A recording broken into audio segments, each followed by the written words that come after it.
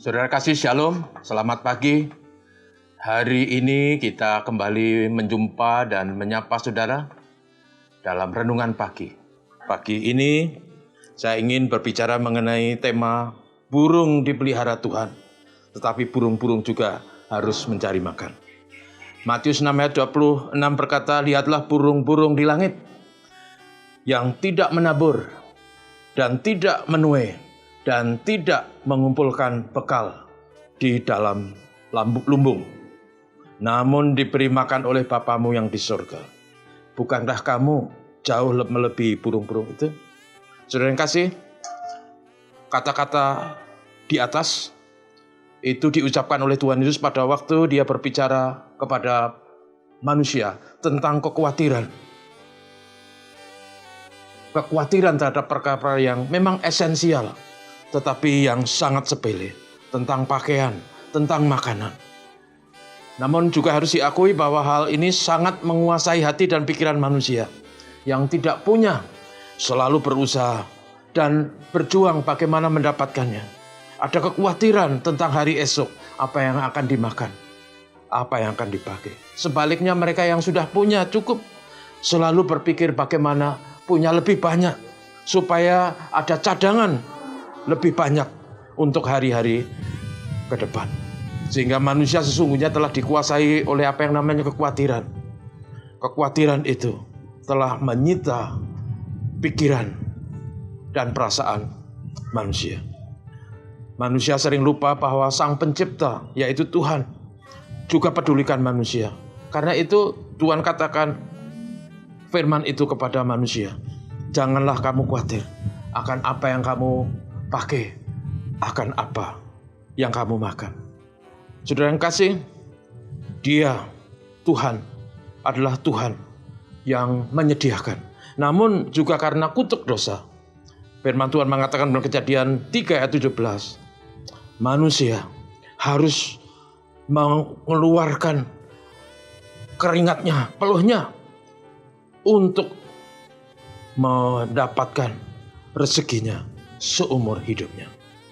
Kekhawatiran yang berlebihan, saudaraku, bahkan membuat manusia sering berbuat jahat, ape terhadap sesama. Dalam dunia binatang, saudaraku, khususnya binatang yang ada di alam bebas, maka sering binatang-binatang predator itu memangsa binatang lain, memburu mereka untuk menjadi makanan mereka. Tetapi juga ada binatang-binatang yang lain yang jumlahnya lebih banyak, yang bisa menteror binatang-binatang predator tersebut, khususnya hyena dan anjing liar yang jumlahnya banyak, sehingga bisa menteror binatang-binatang predator yang lebih besar, sampai akhirnya mereka meninggalkan buruannya dan kemudian dinikmati oleh anjing liar atau hyena tersebut.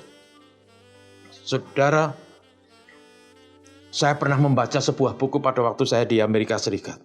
Dikatakan dalam buku itu bahwa sesungguhnya bumi ini yang dicipta Tuhan, itu kalau digarap dengan baik, dengan penuh kesungguhan, maka bumi ini sanggup memberi makan terhadap 28 miliar manusia. Tentunya itu teori hitam di atas putih. Karena sering juga harus diakui kadangkala ada bencana alam, kadangkala ada faktor cuaca, ada kekeringan, kadangkala juga ada hama dan sebagainya. Namun sesungguhnya bahwa bumi ini kalau digarap, dia bisa memberi cukup makan. Tetapi prinsipnya, saudaraku, bahwa bumi ini harus dikerjakan, harus diupayakan. Diperlukan manusia untuk bekerja keras, untuk mengerjakannya, bukan asal-asalan, bukan malas-malasan. Problem lain yang sering kita jumpai dalam konteks ini adalah kadangkala orang mengalami kekurangan karena berbagai faktor. Ada faktor kemalasan, ada faktor ketidakadilan, ada faktor keserakahan. Sehingga ada orang-orang yang berkecukupan, makan berlimpah-limpah sampai membuang-buang makanan. Tapi ada juga orang-orang yang kelaparan, bahkan sampai berakhir pada kematian. Saudara yang kasih, poin yang ingin saya sampaikan dari kata-kata Yesus ini adalah bahwa supaya kita tidak khawatir, tetapi tidak berarti kita bermalas-malas.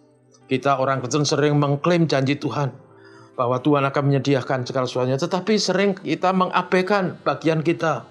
Kita sering tidak sungguh-sungguh bekerja, kita tidak sering hidup dengan cerdas dan hati-hati, supaya kita dicukupkan dan tidak mengalami kekurangan. Ingatlah saudaraku bahwa burung-burung di udara juga harus terbang melayang. Dia harus pergi ke sana kemari untuk mencari makanannya. Orang Jawa bilang dia juga harus cakar-cakar supaya dia mendapat makanan. Walaupun memang sesungguhnya burung tidak menabur benih, tidak menyimpan makanan di dalam lumbung. Tetapi sekali lagi burung-burung itu juga harus proaktif, harus terbang, harus mencari makannya. Saudara yang kasih, orang rajin akan mendapatkan cukup makanan. Dalam pepatah bahasa Inggris, the early bird gets the worm. Artinya saudaraku, burung-burung yang terbang pagi, yang pagi-pagi terbang, dia akan mendapatkan cacing atau makanannya. Dan itu sesungguhnya adalah prinsip hidup yang harus kita jalani. Dalam menghadapi hidup ini walaupun ada janji Tuhan, kita juga dalam segala upaya, di dalam situasi yang sulit sekarang ini karena pandemi, kita harus hidup dengan rajin dan cerdas. Jangan hanya berserah, tetapi juga gumregah. Jangan hanya berdoa, tetapi juga bekerja. Jangan khawatir, tetapi juga berusaha dan berdoa. Kiranya hari ini menjadi indah bagi kita. Tuhan memberkati saudaraku sekalian. Mari kita berdoa. Tuhan Bapa Surgawi, terima kasih hari baru. Hari yang Tuhan ciptakan bagi kami. Kami selalu rindu bahwa hidup kami diwarnai dengan hidup yang beriman. Hidup yang diwarnai dengan penyerahan. Hidup yang penuh dengan sikap kesungguhan. Rajin dalam bekerja. Cerdas dalam bertindak. Tuhan menolong kami supaya kami juga bisa memanfaatkan hari ini untuk hal yang positif, mengisi hari kami dengan karya, dengan doa, supaya janji Tuhan digenapi. Tuhan memelihara kami. Berkati negeri kami, supaya pandemi corona ini segera bisa diatasi. Berkati bangsa ini, supaya damai tentram, dan ada masa depan yang baik untuk anak cucu kami sekalian. Bapak terima kasih. Ini doa kami dalam nama Yesus. Amin. Saudaraku, Tuhan memberkati. Terima kasih.